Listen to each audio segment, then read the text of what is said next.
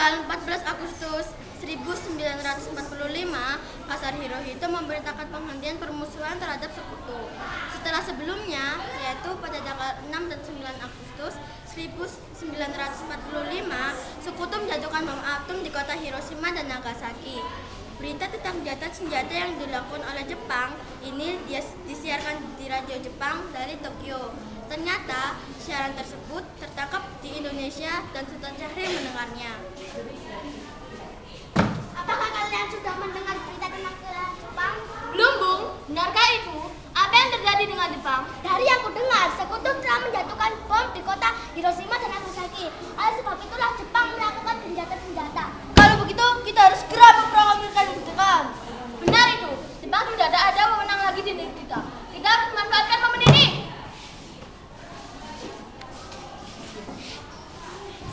Setelah mendengar berita kekalahan Jepang, Hairul Saleh segera merencanakan pertemuan dengan anggota golongan muda lainnya untuk membicarakan masalah proklamasi kemerdekaan. Pertemuan ini dilangsungkan di Jalan Pegangsaan Timur nomor 17 Jakarta pukul 20.00 waktu Indonesia Barat. Teman-teman sekalian, apakah kalian sudah mendengar berita tentang kekalahan Jepang? Belum, Bung. Dari mana engkau tahu tentang itu? Barusan, saya dan Sukarni berkumpul dengan Syahrir. Dia mendengar radio Jepang yang mengumumkan berita tentang gencatan senjata itu. Berarti negeri kita sekarang dalam kondisi vakum power. Benar, demikian saya mengumpulkan kalian semua di sini untuk membicarakan masalah itu. Kita harus memanfaatkan situasi ini untuk kemerdekaan bangsa kita. Tepat sekali. Kalau begitu, kita harus membagi tugas. Mekana dan Khairul, kalian harus pergi ke kediaman Soekarno untuk menyampaikan kabar itu. Saya dan Bunda Agnes akan memerintahkan anggota pemuda lainnya untuk merebut kekuasaan dari Jepang.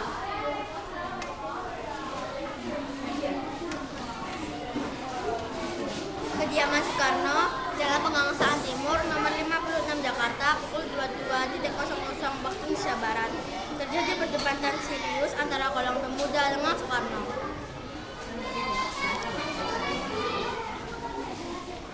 Kita harus memproklamirkan kemerdekaan sekarang, Bung. Ini potong leherku. Syarat aku mau jadi sekarasan. Potong leherku malam ini juga. Kamu tidak perlu menunggu saya sehari. Tapi ini saat yang tepat, Bung. Jepang sudah kalah oleh sekutu dan tidak ada kuasa lagi di negeri ini. Mengapa harus menunggu? Rakyat sudah banyak yang menderita akibat penjajahan ini.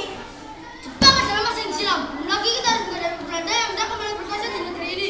Jika saudara tidak setuju dengan apa yang saya katakan dan mengira dari saudara telah sanggup mengampang kekuatan sendiri, mengapa datang kepada Soekarno dan memintanya untuk memproklamirkan kemerdekaan? Apakah kita harus menunggu janji Jepang untuk memerdekakan bangsa ini?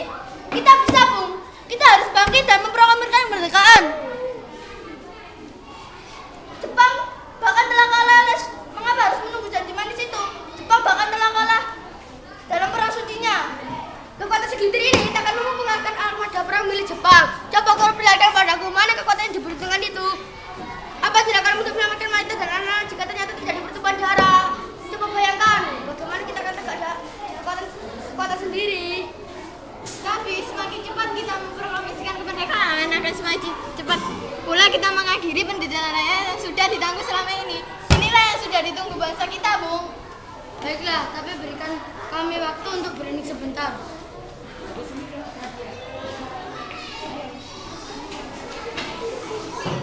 Kemudian, para anggota golongan tua yang berada di kediaman Soekarno langsung membicarakan permasalahan tersebut.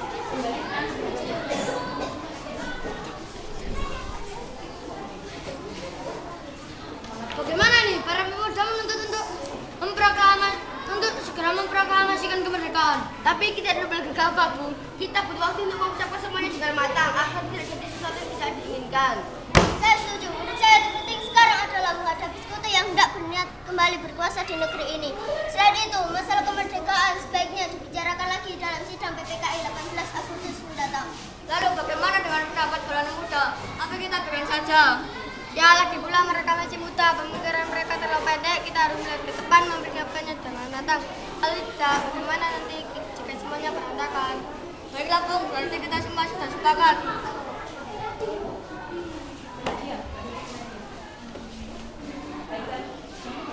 Setelah selesai berunding, para golongan tua segera menemui para anggota golongan muda yang menunggu di luar ruangan.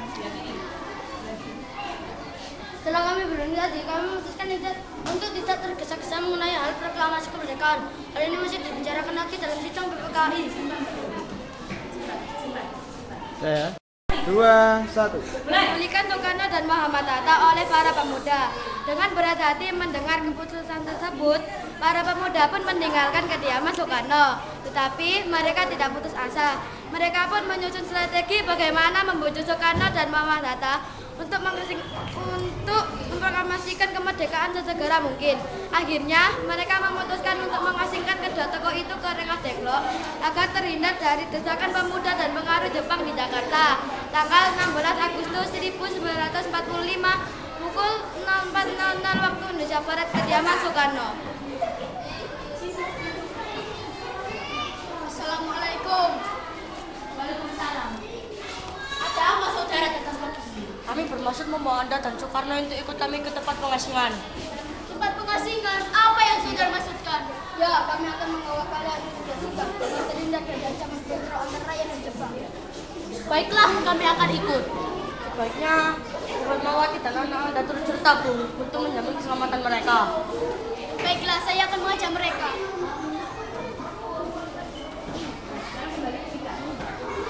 Hilangnya Soekarno dan Muhammad Hatta secara strategi itu menimbulkan kepanikan di kalangan para pemimpin di Jakarta. Peristiwa ini baru diketahui oleh Mr. Ahmad Subarjo pukul 8 pagi.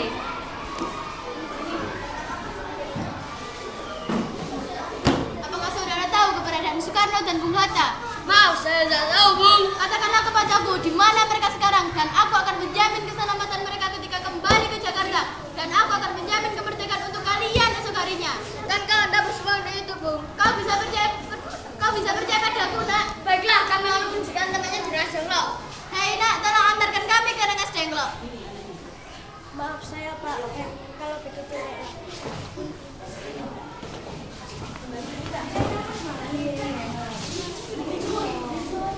Perundingan dengan Soekarno di Rengas Dengklok.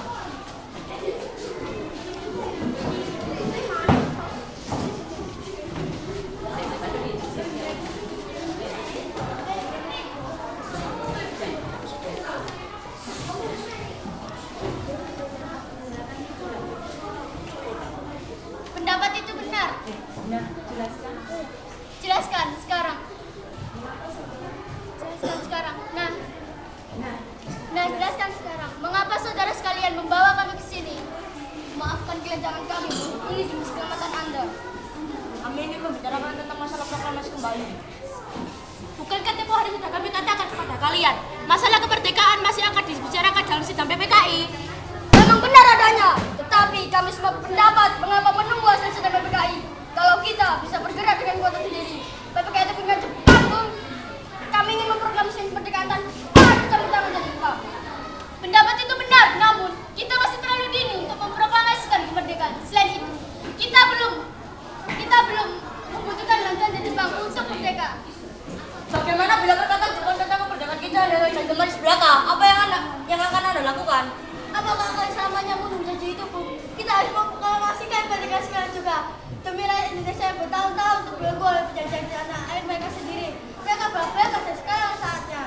Tenang saudara sekalian, mari bicarakan semuanya dengan kepala dingin. Tidak perlu ada ketegangan, oke?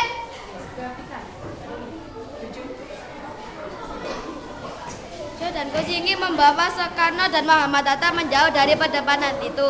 Kemudian mereka berunding. Saya mengerti perhitungan Anda berdua mengenai masalah proklamasi ini. Kita memang belum mempertimbangkannya semuanya dengan matang. Tapi saya percaya kita dapat bangkit dan memanfaatkan situasi ini. Kesempatan tidak akan datang dua kali, Bu. Apa yang mereka katakan benar adanya dan saya mendukung mereka. Tetapi, apakah kita bisa? Akankah semua ini mungkin dilakukan? Tentu mungkin, Bu. Asal kita berusaha, tentu kita akan temukan jalan keluarnya. Lagi pula, para pemuda di Jakarta sedang menyusun strategi pertahanan untuk mencegah serangan dari Jepang atau sekutu yang tidak menerima proklamasi bangsa kita. Baiklah, saya setuju. Kita akan memproklamasikan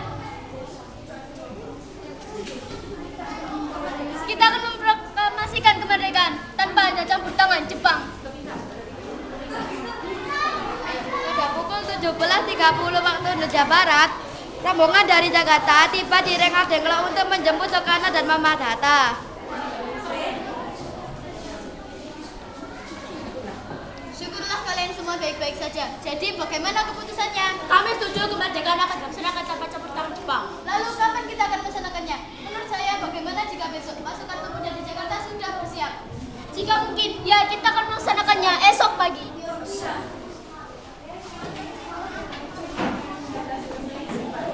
Selesailah perundingan di Rengas Dengklok. Semua anggota golongan tua maupun muda kembali ke Jakarta untuk membahas lanjut rencana proklamasi kemerdekaan tanggal 17 Agustus 1945. Tanggal 16 Agustus 1945 pukul 23.00 waktu Indonesia Barat, rombongan tiba di Jakarta. Bagaimana kita membicarakan proklamasi untuk mendeklarasikan kemerdekaan kita? Kita butuh tempat untuk membahasnya, Bung. Tapi harus sudah malam. Dan Pak Jepang tak mungkin mengizinkan kita melakukan kegiatan sekarang. Apalagi jika mereka tahu bahwa kita hendak membicarakan rencana proklamasi. Saya punya ide.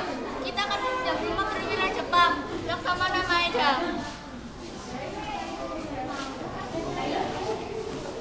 Rombongan kemudian berangkat ke rumah Laksamana Maeda di Jalan Imam Bonjol nomor 1.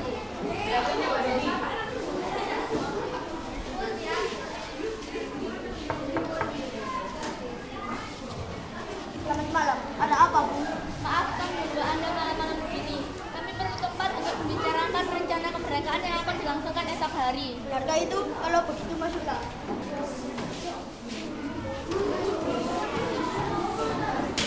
Saya turut gembira mendengar kabar ini. Silakan gunakan ruangan yang kalian butuhkan. Saya akan pergi istirahat. Terima kasih, Pak Perwira.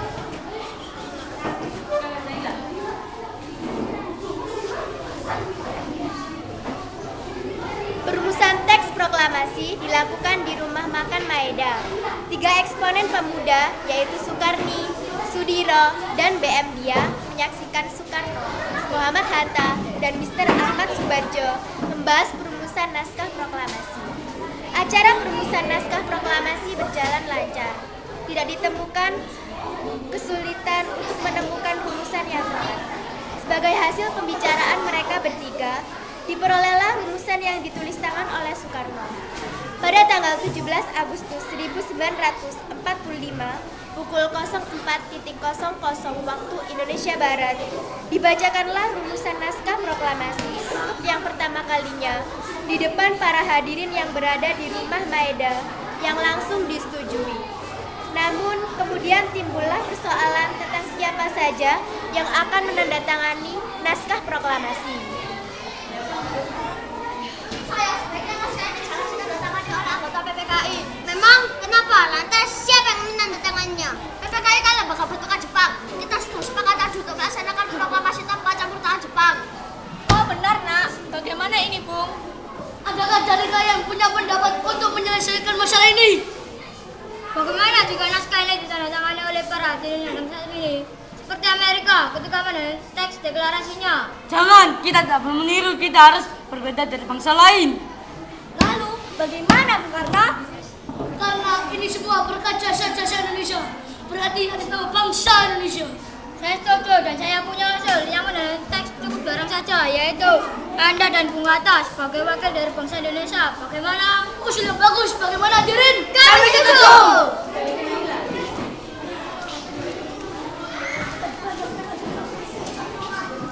Setelah semuanya setuju, Soekarno memerintahkan Sayuti Melik untuk mengetik teks proklamasi. Tolong kau ketik teks proklamasi ini. Jaga teks ini baik-baik. Baik.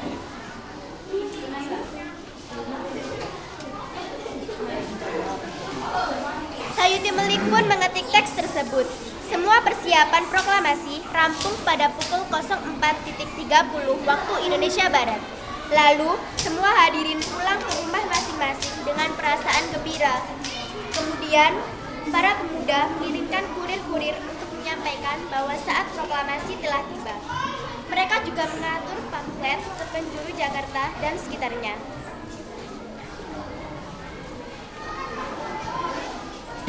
Pengeras suara diusahakan adanya. Semua dilakukan agar rakyat dapat turut menyaksikan momen paling berharga untuk bangsa Indonesia. Pada saat yang sama, Soekarno dan Ibu Fatmawati sampai di kediaman mereka dan berbincang sejenak. Alhamdulillah, akhirnya semua berjalan dengan lancar. Terima kasih Putra menemani saya di saat-saat yang cukup menguras pikiran ini.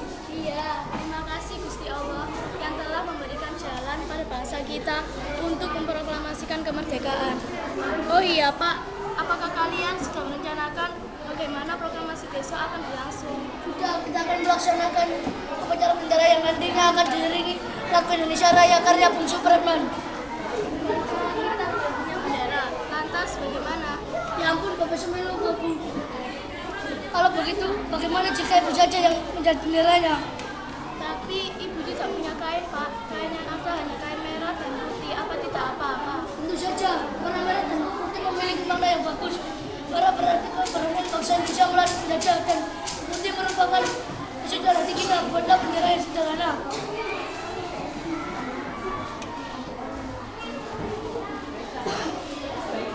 Baiklah Pak, dan ibu punya ide. Kita namakan saja benderanya Sang Saka Merah Putih, bagaimana? Ide yang bagus. Ya, bendera pusaka Sang Saka dan warnanya merah putih menjadi Sang Saka Merah Putih brilian. Ya sudah, sebaiknya Bapak bersiap sana menyusun pidatonya nanti akan dibacakan. Hari Jumat pada tanggal 17 Agustus 1945 pukul 10.00 waktu Indonesia Barat. Di Jalan Pegangsaan Timur nomor 56 dilangsungkan proklamasi kemerdekaan Indonesia. Sesaat sebelum upacara dimulai. Terberti, tolong Anda kibarkan bendera ini sebagai tanda awal kejayaan bangsa ini. Ya Bung, saya akan menyerahkan kejayaan. Hei kalian! Sebagai baik berarti kalian mendapat kehormatan untuk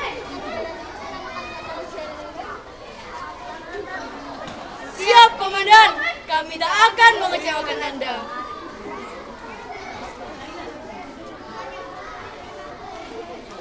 Tiba saatnya upacara proklamasi kemerdekaan Indonesia. Tokoh-tokoh pejuang Indonesia telah hadir di lokasi. Di antaranya yaitu Mr. A.A. Maramis, H.O.S. Cokroaminoto, Oto Iskandar Dinata, Ki Hajar Dewantoro, M. Tabrani, dan lain-lain.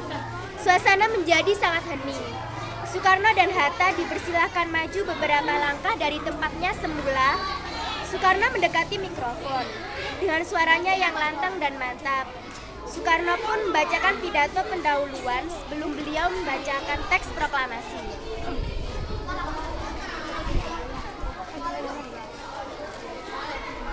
Saudara-saudara sekalian, saya telah minta saudara hadir di sini untuk menyaksikan peristiwa penting dalam sejarah bangsa kita. Berpuluh-puluh tahun kita bangsa Indonesia telah berjuang untuk merdeka. Bahkan telah beratus-ratus tahun lamanya. Gelombang aksi kita tidak putus dalam berjuang untuk memerdekakan negeri ini. Kita jatuh bangun menyusun kekuatan untuk menggapai cita-cita Indonesia bebas dari penjajahan bangsa lain. Semalam kami para pemuka-pemuka rakyat Indonesia dari berbagai penjuru bergabung untuk memusyawarahkan dan permusyawaratan itu. Saya sekadar berkata, inilah saatnya bagi kita untuk mengobarkan api revolusi kemerdekaan Indonesia. Saudara sekalian, dengan ini kami menyatakan kebulatan dengan itu. Dengarkanlah proklamasi kami. Proklamasi kami, bangsa Indonesia, dengan ini menyatakan kemerdekaan bangsa Indonesia. Hal-hal yang mengenai pemindahan kekuasaan dan lain-lain diselenggarakan dengan cara saksama dan dalam tempo yang sesingkat-singkatnya. Jakarta, hari 17 bulan 8 tahun 45 atas nama bangsa Indonesia. Soekarno Hatta.